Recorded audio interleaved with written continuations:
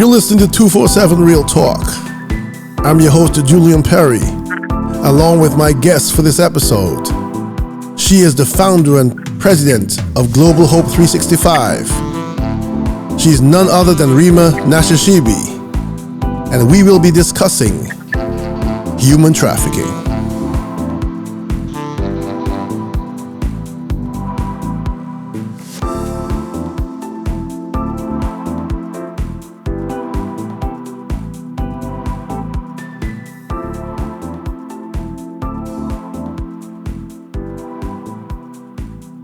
So good evening, Rima. Welcome to the show. Thank you for joining me, and thank you for agreeing to be a guest on the 247 Real Talk podcast. How are you this evening?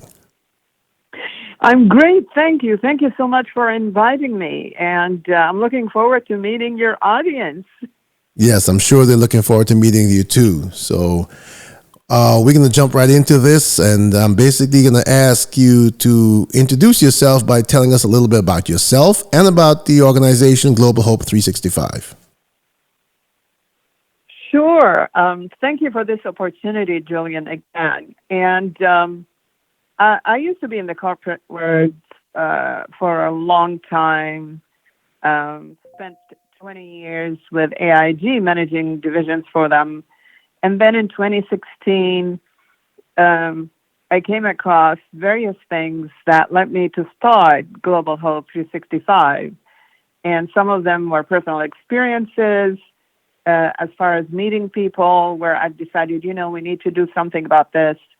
Or I read an article such as the article written by Nicholas Kristof for the New York Times in talking about a young girl, 11, married and pregnant and forced to marry her rapist. And that was my first introduction to the fact that child marriage was legal in the U.S. So all this time, I thought the impression that child marriage wasn't legal. And then to find out that it is legal. And back then, it was legal in 48 states. And now it's different. And so I've decided that I need to start an organization because I need to end harmful practices against women and girls, such as child marriage and human trafficking.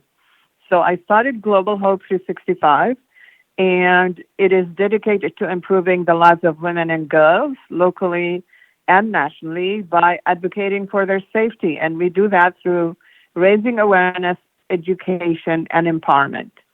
And so we address in the inequitable practices based on gender, and our focus is on ending, as I mentioned, harmful practices against women and girls, such as child marriage and human trafficking. And as you know, and some of your audience know, according to the International Labor Organization, ILO, modern-day slavery, these days we have close to 40 million people. And that includes 25 million in forced labor and 15 million in forced marriage. And unfortunately, 1 in every 4 victims of modern slavery are children.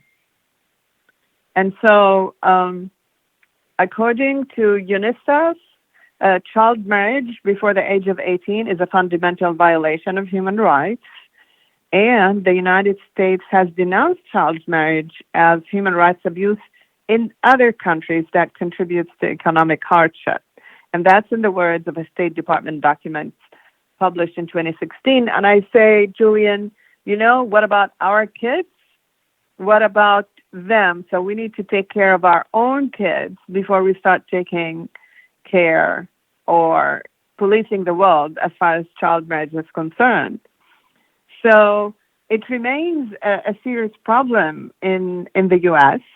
Since 2000, there has been well over 200,000 minors that were married. Most of them are girls married to adult men. And as you know, children lack the rights and resources of adults, and they're more vulnerable to coercion and predation. So as a result, many child marriages are forced marriages and are also or cover-ups for other abuses and exploitation, and in some cases, statutory rapes, such as the case of Sherry Johnson and other of the child marriage survivors that we at Global Hope 365 have given them the chance to tell their story through summits that we held in July and August. And so marriage before the age of 18 has a devastating lifelong consequences, including greater vulnerability to sexual and domestic violence, increased medical and mental health problems. And they also have higher dropout rates from high school and college, and greater risk of poverty, up to 80%, and up to 80% divorce rate. And so when you hear the child marriage survivors, you can still feel the trauma. Some of them are now in their 40s, 30s, and 50s. The other day I met with a survivor who was 80 years old, and you can still feel the raw emotions in her voice when she talks about her marriage as a child bride. And she wanted to volunteer with Global Hope 365 because she wanted to talk to children that are being forced, help them so they don't go through the trauma that she went through. And so right now in the U.S., child marriage is legal in 46 states. And as I mentioned, 200,000 were married since 2000, as young as 12 years old. And so in 10 states, there is no minimum age, including California. And so I think that's a travesty.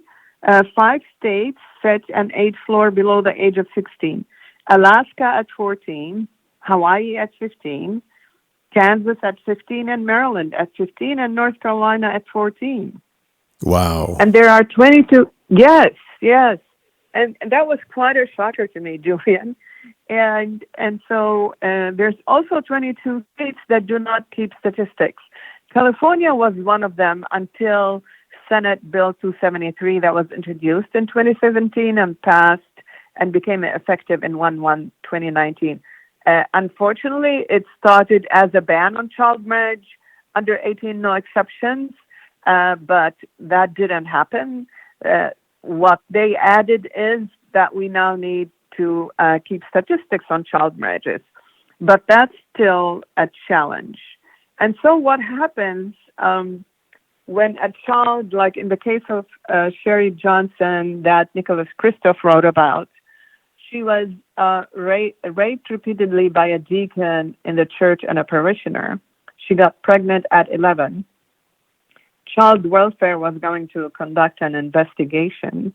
And so the parents and the church got together and they married her off to the 20-year-old rapist. By the time she was 18 and found a friendly attorney to get her a divorce from this this abusive relationship, she had 7 kids. And Wow. so that's what a child marriage, does to you. So it leads to social isolation because of the early pregnancy, and then interrupts the schooling, limiting a girl's opportunity for career and vocational advancement. It also places the girl at a higher risk of domestic violence because of the age differential and maternal and infant death. And as I mentioned, 80% of these child marriages end up in divorce. Wow. And so Wow. I know. Yes, that's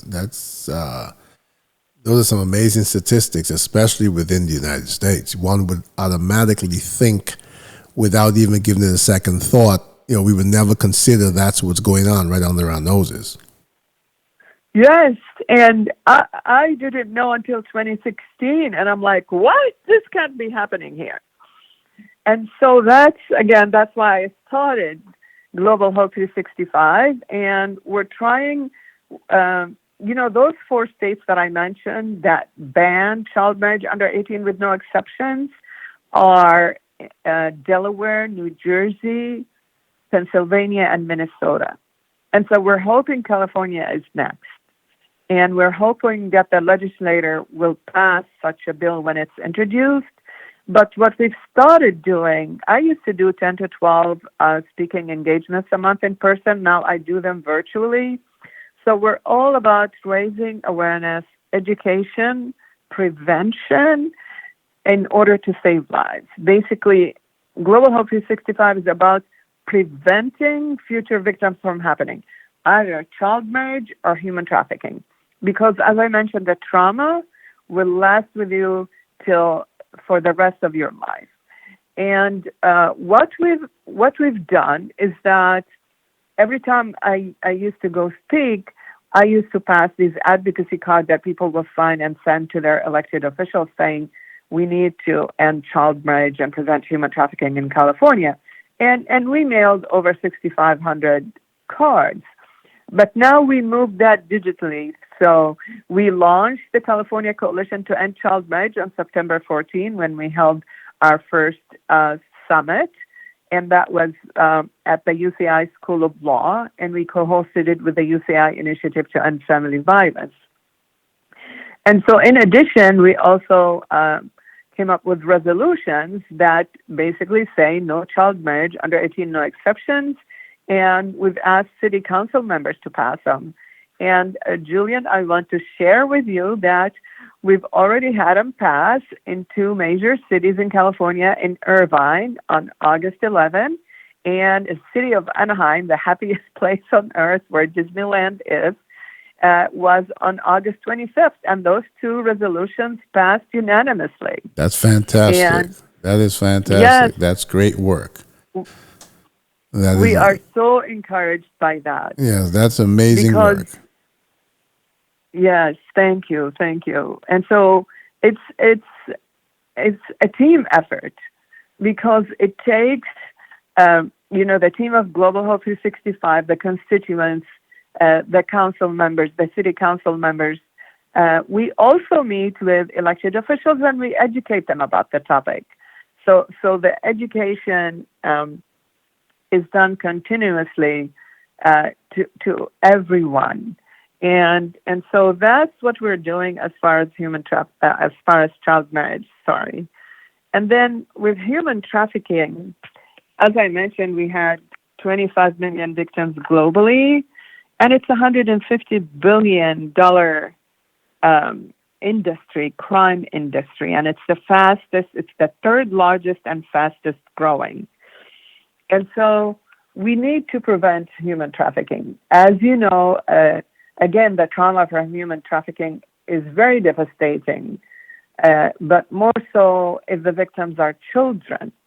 And we keep hearing in the news about all these cases that made the headlines, but this is just the tip of the iceberg about children being victims and women being victims of human trafficking. And so there is a national hotline that anyone can use if they're either a victim or they know someone who is. And it's very easy to remember. It's 888-3737-888. So that's very easy, 888-3737-888. And they can also text Be Free to 233-733. So very easy numbers to remember. Yeah, we'll make sure that I have that information on the podcast in the notes too, so that anyone reading this or listening or needing help will find the easy access to get the help they need or to report an issue. Absolutely. And human trafficking, as you know, involves fraud, force, and coercion, and somebody exploiting another for commercial gain. And so that's what human trafficking is. And it involves both labor trafficking and sex trafficking.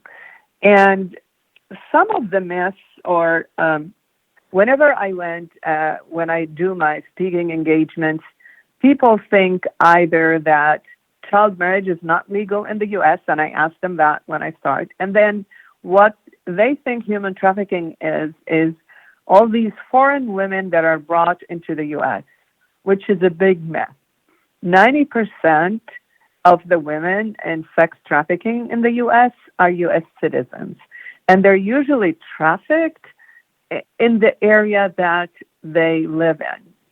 And everybody, I don't know, most people saw the movie Taken, and they think it's just like the movie Taken, where people or women or children are kidnapped. No, they're coerced.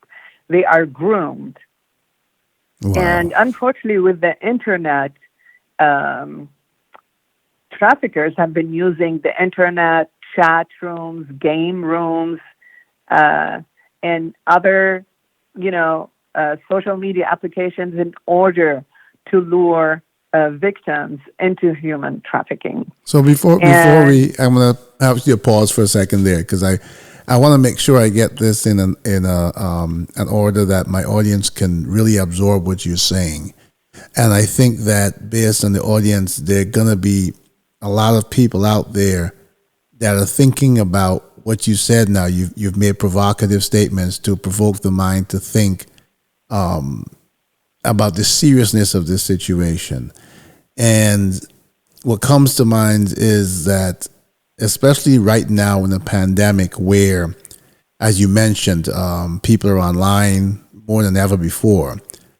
I want to start off by backtracking a little bit and to ask you, what are the warning signs of human trafficking victims that parents can notice, teachers, and people around us in general? What are those signs that should send the antennas up to say, hey, something is wrong here? Okay, I'm glad you asked that question. So some of the warning signs are missing school frequently, or signs of drug use, or new and expensive items purchased. Because what traffickers do is that they groom them and they lure them into this life of endless parties and designer items. And so if you see them carrying expensive designer items where they you haven't seen that in the past, that's one of the red flags. New or multiple cell phones, changes in behavior. So that's why you need to be in tune with what's going on in that classroom or within your own family. Disinterest in activities that they previously cared about. And they avoid making eye contact. Homelessness, habitual runaways, physical injuries, or malnourishment. I spoke in one of my speaking engagements. One of the speakers was a victim of human trafficking. She was trafficked by her own uncle. So she moved with her mom from Hawaii to stay with the uncle here. And the uncle molested her, and then he trafficked her. And she said while all the kids after school were going home to have dinner and do their homework, she had to hit the street to get a quota in order to bring back home to that uncle every day. And she said nobody noticed anything until high school when one of the counselors said, "What are those bruises on your arms?" And when someone asked her, "Why didn't you tell your mom?" she said, "All what I heard is mom was saying, the uncle is our protector. He's the only thing that's between us and living on the street. We're so lucky to have him," and so on and so forth. So she never mentioned anything to the mom. So we need the parents to be able to have that relationship with their kids where the kids feel safe to tell them anything. I listened to the district attorney in San Diego, who's a pioneer in ending human trafficking. She rolled out a human trafficking prevention program in all the public schools in San Diego because the traffickers are now into our middle schools. They send juvenile recruiters to bring more kids into human trafficking. And so she rolled out that program there because we need the students, the kids themselves, to be aware of the red flag so when they see it, they don't fall for it. So they need to be very careful in the chat rooms. I interviewed, we have coffee meetups every month, Global Hope 365. One of the ladies that I interviewed, she's well-known author. She's an author. She's a wellness coach. and she's a counselor, and she shared with us that she was a victim of human trafficking. And she was trafficked when she was 13 by an intimate partner. So we need to be very careful. Just like I said, it's not like the movie Taken. Sometimes people are trafficked by the closest person that they have in their life. It could be a parent, it could be an intimate partner, it could be a friend. Another example was when I was having dinner with some friends, and they ask you, what do you do? And I start talking about Global Hope passionately and what we're trying to do. And they said, one of my friends, their daughter, became a victim of human trafficking simply by her friend in school said, my dad and I will take you home. So to cut a long story short, that wasn't her dad. And unfortunately, the kid disappeared for 6 months. The parents were very wealthy. They were able to hire a private detective in order to find their daughter. But she was found after 6 months, after she was raped, and she was put into sex trafficking. Wow. So what happens, yes, when you become a victim, sometimes you have 10, 12, 14, 20 men going through you a day. And they use drugs and they use threats and alcohol in order to get them addicted so they can control them better. Or if they can't, they threaten them to harm their brothers, their sisters, their family. Another example. I was the keynote speaker at an international association of insurance professionals. And after my speech, one of the attendees came to me and she said her niece was trafficked. The parents lived here in California. The niece was studying in college in Georgia. And they basically came to her with the classic example, you're so beautiful, we're going to make you a model. And so she goes for the interview, she gets raped, and she gets put into human trafficking, unfortunately. And when she wanted to get out of it, they said, those movies, those videos we took of you, we're going to send them to your family. So there's shame involved. And so they control them by shaming them because they don't want the family to see that. And that's why again and again and say, you need to have the relationship with those kids that your kids can tell you anything. And without fearing any finger pointing or make them shameful or ashamed of what they did, that they feel safe in telling you what's going through with them. And this author that I mentioned to you previously, let me finish that example, I'm sorry. So when she still insisted to leave human trafficking, they threatened to kill all her family. So she left her dorm room in Georgia, hopped on a plane, and came back to California. On the way, she called the parents and said, I'm coming back home. Don't ask me questions. I'll talk to you then, but please be very, very careful. Now she's doing speaking engagements with law enforcement, and they're doing training to members of the judiciary, because I met one of the judges here in Orange County, California, and he was telling me he was going through a training, and then he shared who was doing the training, and it was her. And so human traffickers do not discriminate. Some of the videos that I show, they will tell you that some of the human trafficking task forces that are established in various counties and states, that they do not discriminate.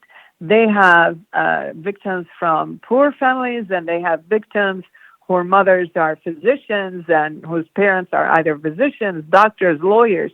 And so they don't discriminate because, with drugs, people ingest drugs and then they're gone once, they're gone. But when you have a victim of human trafficking, you can keep reusing them. As I mentioned, every day, you can have 20 men going through you on a daily basis, if not more. And again, in one of the videos, we can share that that traffickers make a lot of money, and some as close as to 30,000 a month as in cash. So what we're trying to do at Global Hope is, because as you know, it's economics, it's demand and supply. We have to punish the demand. We have to reduce the demand in order for the supply to be reduced. So we have to punish demand.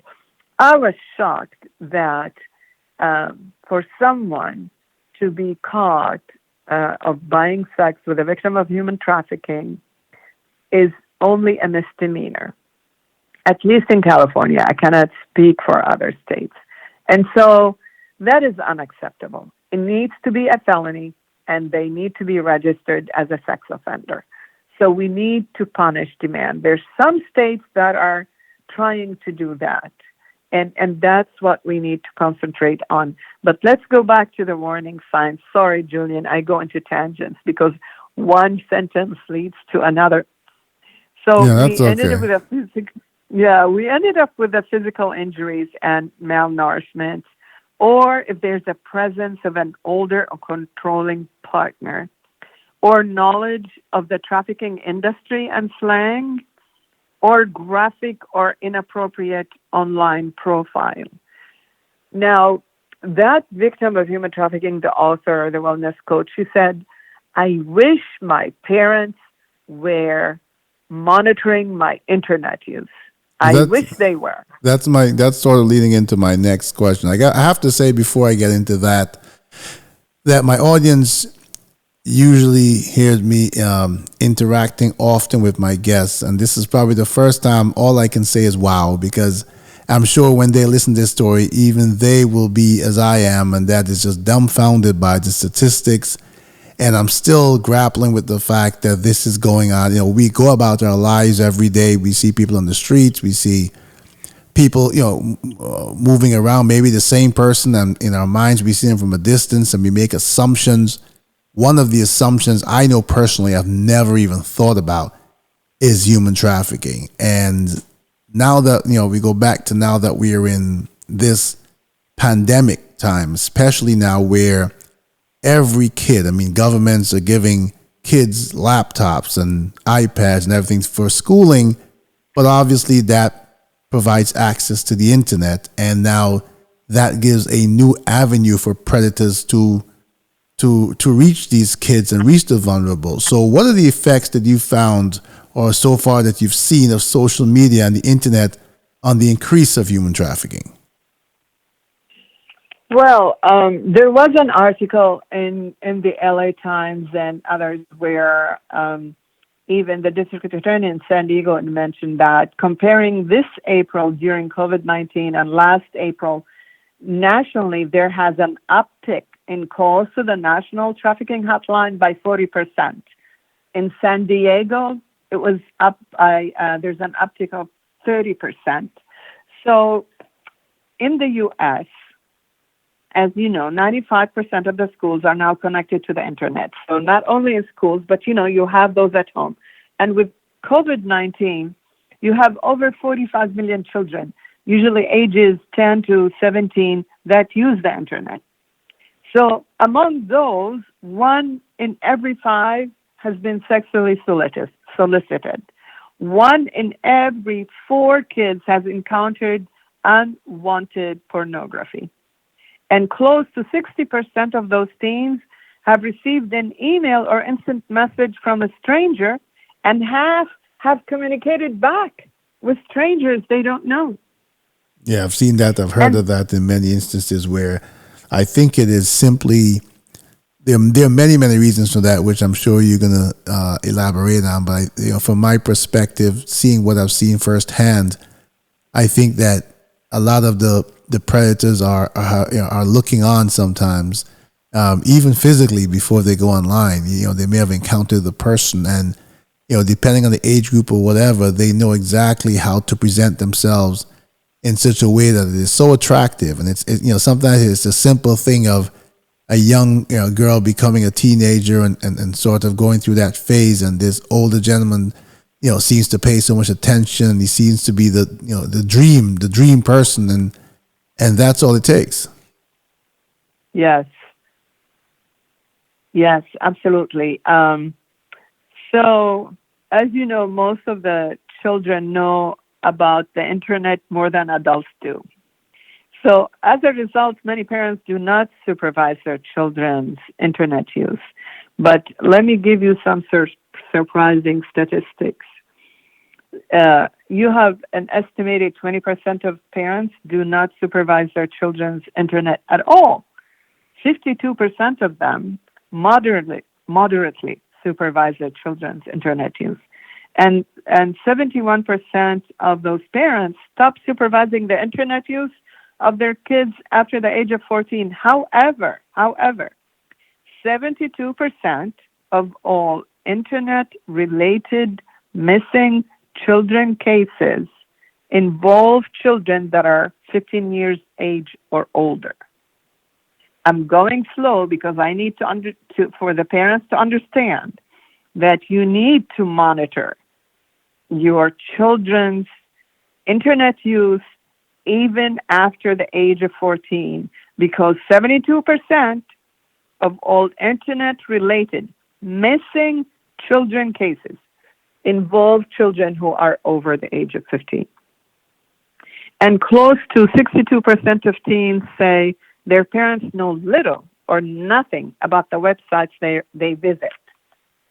So let's go to the warning signs for the children or young adults, and I hope they are listening. So please be very careful when you meet people online. Predators are on Facebook, they're on TikTok, they're on social media everywhere. They're online chat and gaming rooms. The relationship, when somebody tells you this relationship must be kept a secret, that should be a red flag, a big red flag. People hanging around schools who don't attend when we go back in person. But I was speaking to one of the Union High School District Board of Trustees Ambassadors Program, and they had teachers and students. And I said, you need to be careful of people hanging around school who don't attend there. And one of the teachers said, actually, they just charged someone, law enforcement charged someone who came on the premises on their schools, and he was basically a predator. And then you need to be careful of people buying you expensive gifts, because this is a precursor. This is part of the grooming stage. And then there will be the ask. Then they become an intimate partner. Then they'll say, you know what, I cannot come up with the money for the rent. Can you help me? Can you sleep with this one? Can you sleep with that one? So there's always the precursor to. And sometimes another example was a young girl, and this story was told to me by a deputy attorney general who helped in a previous work, has helped victims of human trafficking. It was a 14-year-old who saw that her friend had an iPhone and an iWatch. And she said, how can I get those? Where did you get those? And she said, I'm working. Working as what? As a runner. How can I work as a runner? You need to go I'm giving you the short version. So she ended up going for the interview, and she was raped at the interview, and then she was put into sex trafficking. So young kids and parents need to be very careful. And also when someone limits your choices of activities, friends, clothing, etc., that's another red flag. And you always have to trust your inner voice. And if the promises made to you sound too good to be true, they are too good to be true. But if you see I'll pause you there for a second because something came to mind. And I know you're on the flow and not to interrupt it at all, because this is all amazing information. I think it will be amazingly helpful to the audience, especially to parents listening, and even older brothers and sisters. But what came to mind was, as we talk about luring someone, I think about certain certain neighborhoods or certain socioeconomic deprived neighborhoods where the predator offers more than the parent can, who's working 2 or 3 jobs. So that parent is occupied not with frivolous things, but actually providing for the family. Maybe a single parent. Right. And so, I remember growing up when I was a lot younger and thinking, every child, I think, at some point sees a friend, an acquaintance, someone they just don't know that they pass every day on the street that's close to their age, that has all the things that we dream of as kids. We're going to grow up, and we're going to go to school, and we're going to get this, multi-million dollar paying job, and we're going to buy this fancy car right away, and we're going to buy this mansion, and then we, at some point, sometimes in the teenage years, especially for some kids, the reality of life begins to rear its ugly head, from their perspective. And there's always the peer pressure thing of, the other kids have the nice sneakers and nice jeans and all these things. And then here comes the predator who can offer all these things. And, sometimes a child may turn it down at first. But, things like peer pressure, things like bullying, things like teasing can cause someone to make the most critical mistake of their lives. Absolutely. And that's why it is critical for the parents to develop a great relationship with the kids. So even that let's say they're working 2 and 3 jobs, that their children feel comfortable in telling them, this is what's happening. Or at least have your kids talk to them about these things, talk to them about the red flags, talk to them about the dangers from whether you're any socioeconomical factor. Talk to them about that, educate them on the topic, have them designate 3 safe people that they can talk to, and that they're safe. They feel safe telling them this is what's going on. I mean, we had a law enforcement parent here, and their daughter gets unsolicited pornography at her phone from a predator. And they called, the sheriff right away so they can start an investigation. So they get the phone numbers of those kids, and they send them these messages, and the kids respond. And so we need to develop this close relationship. And sometimes, unfortunately, children see how hard the parents are working, and they feel they need to basically pull in their weight, and they get lured into these things. And as you said, then reality hits and reality sinks, and they cannot get out of it, and they get hooked on drugs and alcohol because that's the way, and threats, that's the way the traffickers control them. In our town hall meeting at UCI School of Law, one of our speakers was the chief of police from San Diego, and he said it's somewhat difficult to catch these traffickers because they keep moving for 2 reasons. 1 is to avoid capture, and 2 is to disorient their victims. And that's the tragedy of human trafficking, is that they call it, the victims are hidden in plain sight. We do not have statistics in the U.S. for the very simple fact is we don't know how many victims are there. The only ones we know about are the ones that either call the National Trafficking Hotline, or they're arrested and then law enforcement find, and thankfully so, that they are victims of human trafficking. So there has been a shift in the training of law enforcement, going from, they're a criminal, they're into prostitution, into, no, these are victims of human trafficking, and this is a trafficker. And so thankfully there has been this shift, not in every law enforcement, but in most. And so now they're being helped as victims. And so these are the statistics come from either being arrested and then found to be a victim, or calling the National Trafficking Hotline, or someone saying, this doesn't look right, I need to call. And if you see someone being trafficked, do not get involved. It's a dangerous situation. Call law enforcement and ask for help, or call 911.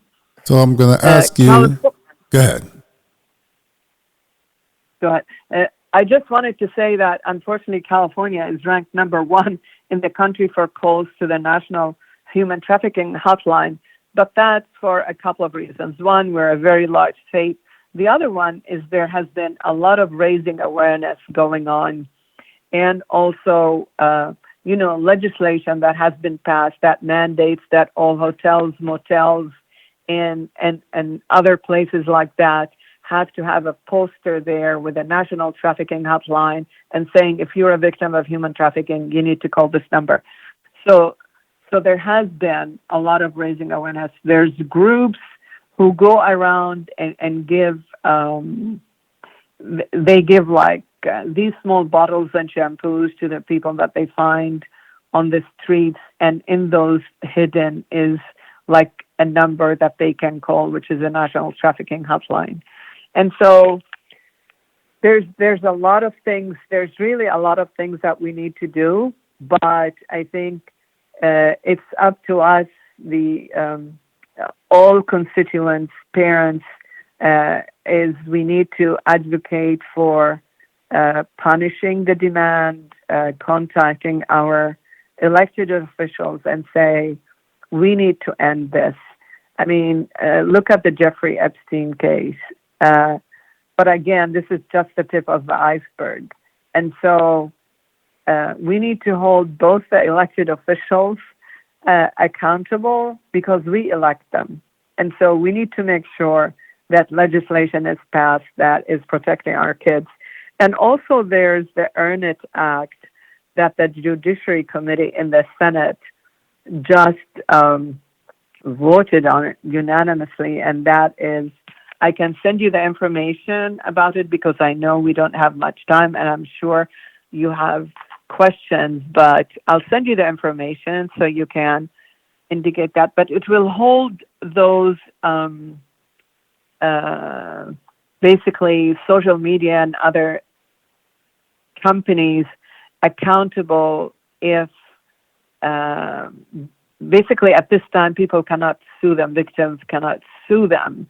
And so that's why it's called the Earn It Act, if they become victims of human trafficking through these applications. And so what we're saying is, no, you cannot get a free pass. You have to earn it. So we have to make sure that you're doing the right things in order to stop those children from being victimized by your applications. And so we need everyone to call their senators and make sure that they sign off or co-sponsor the Earn It Act in the Senate. And there will be a concurrent bill in the House.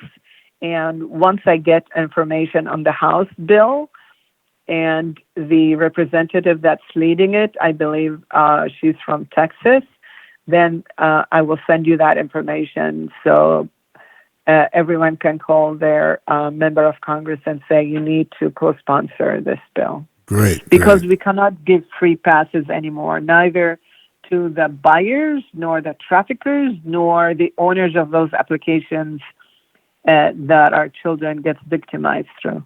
Great. That is really great for people to get a call to action to be proactive. But in the interim, while that's going through the legal process, which sometimes can be more long-winded and more more political than it is about substance, but in the meantime, coming back to my previous question and sort of leading off from it. So right in here, right now, while this is so rampant right under our noses, we still come back to, the $1 million question, because many companies have attempted to answer the question about how we keep our children safe on the internet. And, the social media and all especially when they're locked indoors because of quarantining and all that, and you can't really. It's such a difficult. COVID has added such a difficult dynamic because before you could sort of say to the child, you come home, you have your books or whatever, and I'm going to limit you to X amount of time on your electronic devices. But now it's mandatory for them to be on the electronic device as long as possible if they simply say, I have a lot of homework I have to finish. And the schools do give a lot of homework. And unless you're sitting there for hours simply looking at their screen, and I know there are apps out there and things like that, that I remember one parent asked me many years ago to put an app on her daughter's laptop to monitor what she was doing. And I did. And, she caught her daughter a couple of times in luckily not dangerous, but questionable conversations or whatever. But then she said to me, it really worked because, for the last year or whatever, her daughter, she didn't find anything. And then the laptop happened to come back to me for something later on. I realized as I'm going through it that her daughter had figured out how to defeat the program. Well, there's different applications. So the parents have to have that conversation with their kids. You have to set up parental controls. You need to explain to them that these are the dangers out there and you're trying to protect them. Once you explain it to them, most kids will understand.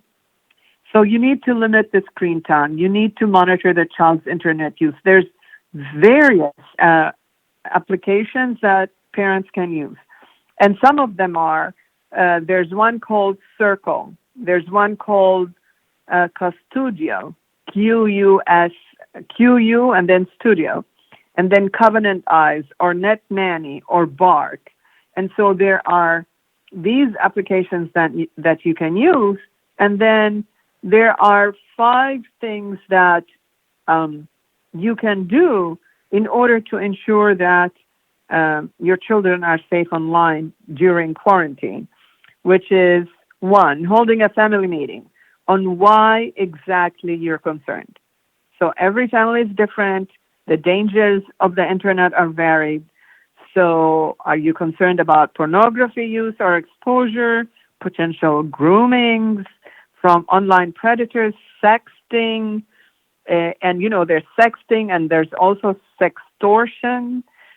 Chances are your child may not be aware of all these things, which you want to protect them from. Using age-appropriate language, explain the danger you see and why you want to protect them. And kids are more likely to help protect themselves if they understand what they need to be concerned about. Second, you need to talk to each child about their personal internet usage.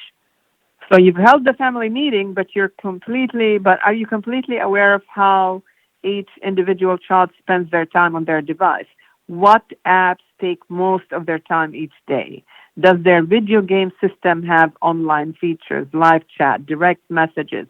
You need to be aware of these things.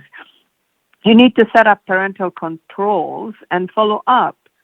So now that you know the child loves TikTok, for example, or that your teen spends hours talking with their friends on Discord while playing their favorite video game, you can set boundaries to appropriately moderate their usage and take necessary steps for improved safety.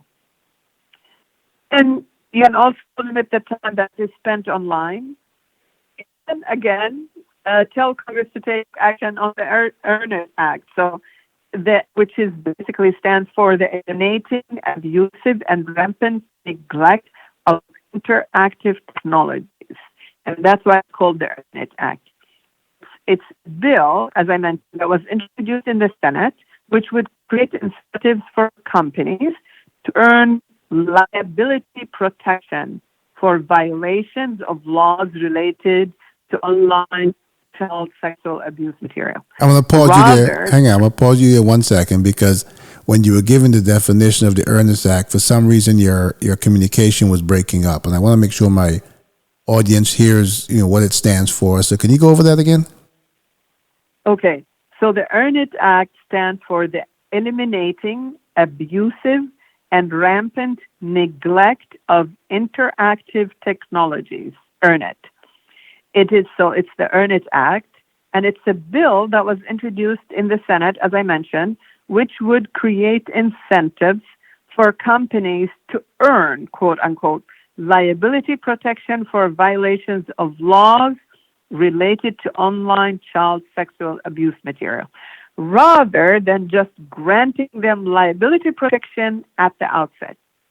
So this bill would make it so that big tech could be held accountable for the sexual exploitation of children that takes place on their platforms if they are not fighting it proactively. So they have to earn that liability protection, not just give it to them, grant it to them. Right, that makes sense. So that was number 2. You That had was 5. number 5. Oh, that was number 5. No, that was number 5. Okay. So number 1, that's okay, let's summarize. Number 1 is holding the family meeting Right. on why you're concerned. Number 2, talk to each child about their personal internet use, find out which applications. 3, you set up the parental controls and follow up.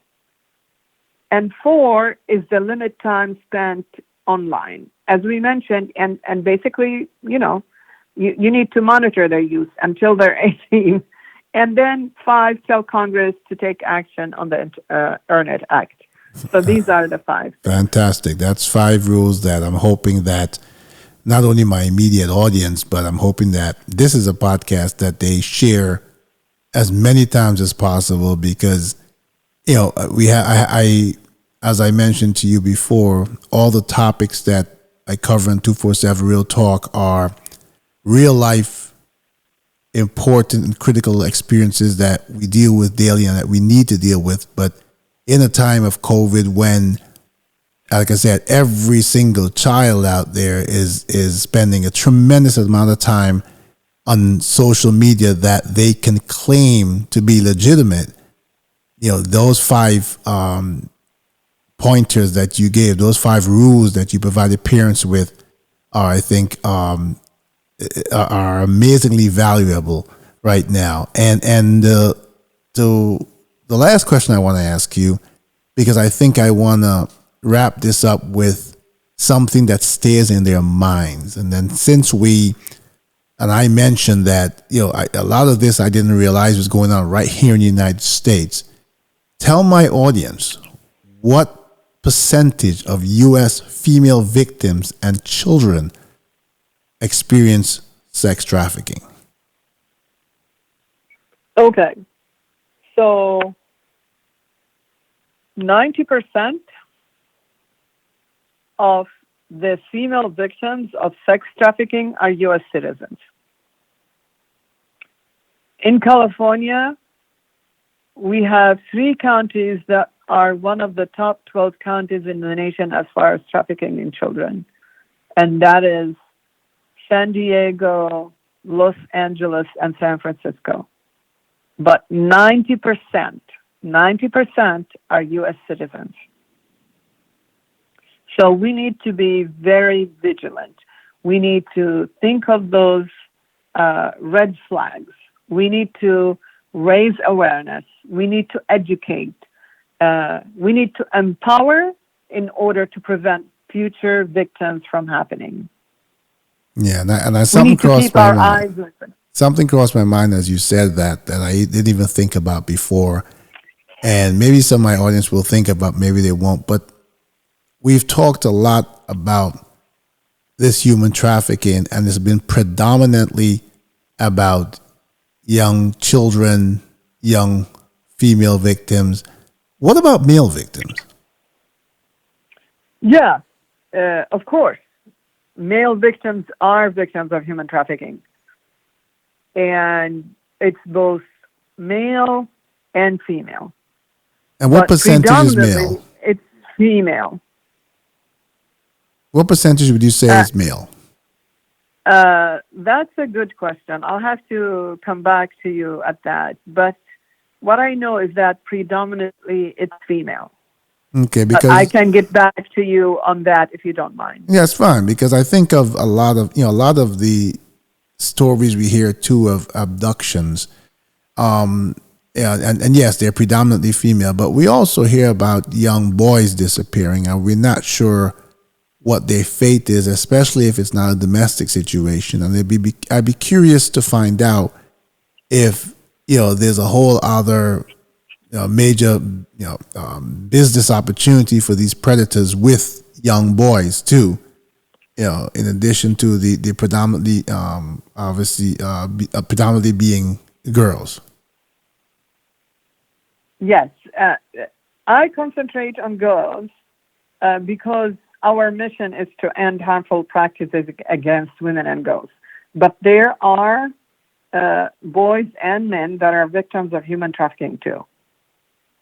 Okay, that is good to know, and that is good information for, or a good challenge for us to continue the conversation to make sure that in addition to supporting the work of Global Hope 365, that we also make sure that we look at other victims, and while it may be much smaller amount, you need to end this completely.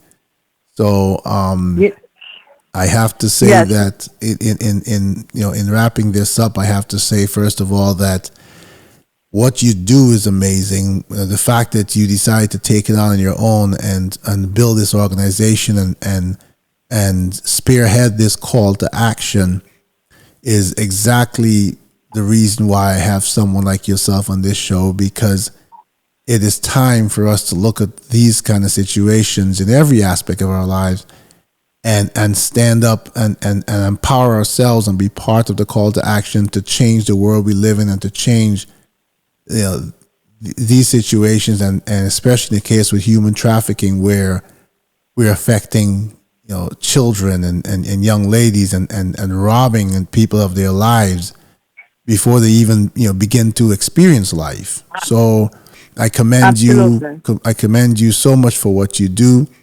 I would hope that as I pass on this information, and for all my listeners out there, the information, Rima's bio, and the links to everything, plus any additional information she passes on, will be in the body of the episode that you can see on any of the podcast apps or on the website. And this is a serious conversation. This is a serious issue. Usually my topics are, but this is mind-boggling, and it's the first time I've done a podcast where my contribution has been predominantly wow. That's all I could say. So, I, go ahead. yeah, no, you're welcome, and I thank you for this opportunity. And I also have somewhat of an answer to your question about the gender. Okay. So people can go to polarisproject.org, and their 2019 report indicates that of the calls that they've received, over 15,000 were female and 3,000 were male. Okay. So while it's a smaller amount, it's still a significant amount. Yes, Yes. absolutely. And as I mentioned, I concentrate and I talk about women and girls because that's our mission, and that's our goal, is to end harmful practices against women and girls. And again, I want to thank you so much, Julian, for giving me the opportunity to talk about my passion and the work that we do at Global Hope 365. And we're welcome everybody's participation, or they can go, if they would like to end child marriage, they can go to our website, which is CA Coalition to End Child Marriage.org. And under advocacy, you can send a letter to your elected officials asking them to end child marriage, because as we mentioned, there's only 4 states that have banned child marriage under 18 with no exceptions. And the exceptions are parental consent and judicial approval, depending on the state. So again, thank you so much. And I hope this was informative. And I hope that your audience we whet their appetite, that they want to get themselves educated more about this topic in order, again, educate, prevent, in order to save lives. Yeah, thank you so much for agreeing to be a guest. I think that every parent, and like I said, every guardian in any way that listens to this will, I hope, not that I wish my audience any negatives, but I hope they maybe lose a night or two of sleep, while they ponder the people in their care, and take the time to sort of investigate what they're doing, when they're doing it. It's easy to, and I think every parent is guilty of this sometimes. If you finish working for the day and you're exhausted with dealing with the kids all day, especially in COVID, and sometimes when they get on their tablets or their computers, they're very quiet, and that's your moment to plop down in the sofa and say, and so it's easy to use that as a tool to get some mental rest as a guardian or parent. But when we take on the responsibility as guardian and parent, mental rest is not on the resume. So everything that you've taught us tonight, everything that you've taught me, every bit of statistics and the information that you've passed on, and the ways to help and the things we need to pay attention to, I think is critical information. Again, especially on a topic where, and I said, until I spoke with you the first time before we came on the air, I knew none of this, and I am well read, and I read a lot, and I look at a lot of information, and I guess I never even delved into this because it never crossed my mind that this, especially in the United States, like you said, because we kind of go after every other country out there about human rights. So, no one would guess that that's what's going on right under our noses. So thank you so much for not only the information, but the awareness, and for being the advocate that you are. I thought about a few things that you said. Every so often on my shows, I read one of my compositions before I end, and that's how I end the show. And I thought about something that really struck me too, is that in many of the cases, these children you talked about, the child with the uncle or the parent or the boyfriend or the partner, it's someone that they trusted. And so I'm going to end this episode tonight again thanking you. And before I go off, I'm going to read one of my compositions that's entitled Betrayal. So this is what it feels like. It's sent so unacceptable. When I was younger, I shared my being and existence with another, which with rapid innocence became intertwined as a friendship, born as the fruit of innocence. The need for bonding, acceptance, and sharing brought forth the concept and realization of loyalty, trust, passion, emotion, empathy, love, and a sacred bond. All these characteristics carried by dynamic virtue and continuously evolving into a relationship then defined as indestructible. But then the temerity of reality to test this boldly defined glue sheds the light of a cloud created by a single moment. A lapse of concentration maybe, but more powerful than a lifetime of creation. The bond is tested, and suddenly I feel the effects of being wounded. It's unexpected, unanticipated, and beyond reality. But it is real, and its pain is more devastating than a single acceptable mortal wound. For with it evolves despair, disbelief, confusion, and a sense of loss with no boundaries to stop its evolution. I once believed in the fortune and indestructibility of this bond, and rejoiced in its ability to provide a lifelong friend and friendship, one that would always own the scent of greatness, and if time was not a factor, would be defined as infinite. But now, as I reach for that bond, I am left arms and heart empty, engulfed by a deep sickening feeling, too extreme for explanation. What is this I feel? It is a painful and yet undefined, regurgitating sense of betrayal. Wow. Wow. It's my turn now to say that.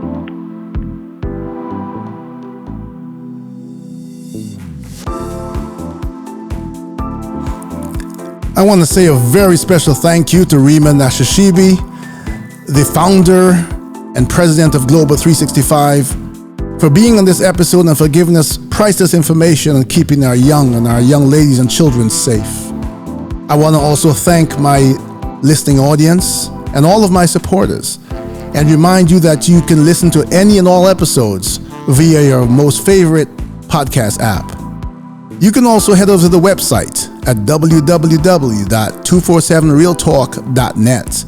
There you can also listen to the episodes, and you can see detailed information on the guests and the podcast. If you'd like to leave me a message or you'd like to be a guest on the show, you can email me at podcast.247realtalk.net. Until the next time, take care of yourselves and each other.